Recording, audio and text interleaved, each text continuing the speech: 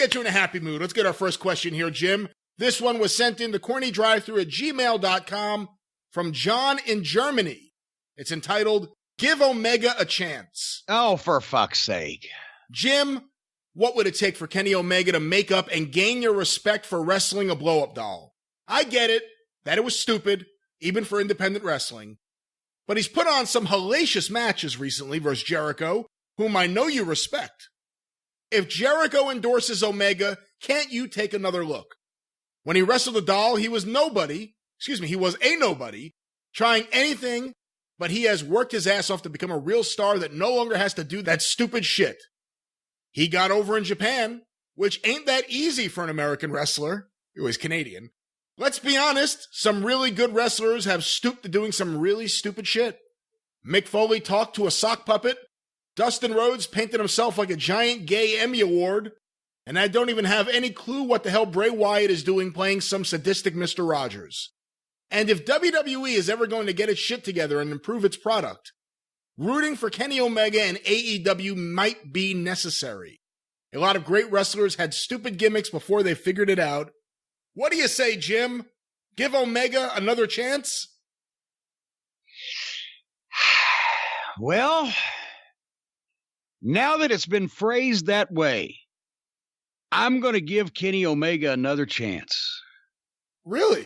I gave him this chance a while back and he didn't take it, so I'll give him this chance again. For wrestling the blow-up dolls and the little girls, which he did on more than one occasion, he can either drop dead or he can blow me. There's another chance. He could do either one of those two things. I don't care. No, fuck him. And here's the thing. Brian, tell me why the fuck that this guy is the second coming of Terry Funk or the second coming of Ric Flair or the second coming of anyone that anybody ever said was the greatest wrestler in the world at any point up until this guy.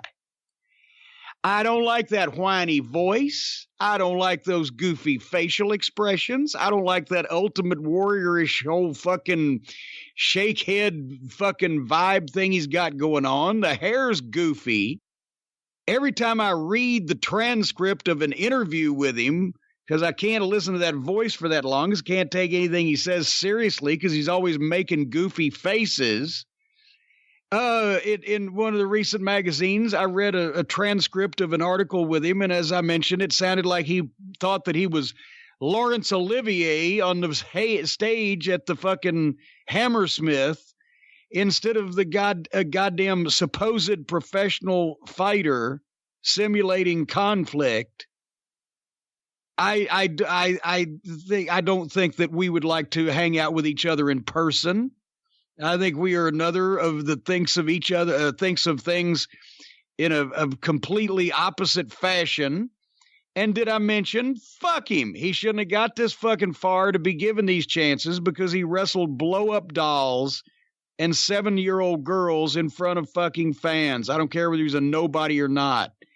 If you don't have any more respect for yourself or what you do than that, even when you are a nobody, you'll always be a fucking mush-brained fucking sap-sucking idiot.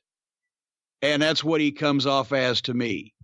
So I'll give him another chance. He can either drop dead or blow me. Because I don't care if he brings fucking Luthez back from the dead and stretches him. I cannot seriously consider Kenny Omega as a professional wrestler, much less a great one. And explain to me when the last time that he had a match approaching anything, approaching the standard of anything that any of the other people who have always been called the greatest wrestler of all time ever did. I'm sensing that this Christmas season we're going to have Drop Dead or Blow Me t-shirts in the store. It's a heck of a new catchphrase. And Brian. He had that one year where he had the matches with Okada, and those are pretty spectacular matches, and that's why people rave about him so much, is that he has these really athletic wrestling matches with lots of near falls, and people go crazy over him. But it hasn't been a long run, if that's what you're saying. He had those matches. I wasn't a big fan of the Jericho matches. and he hasn't done much since. I thought when I watched him and Jericho, because I wanted to see Jericho, Jericho did a good job of convincing me that he meant what he was doing, and Omega just sets up his performance. So I'm sorry.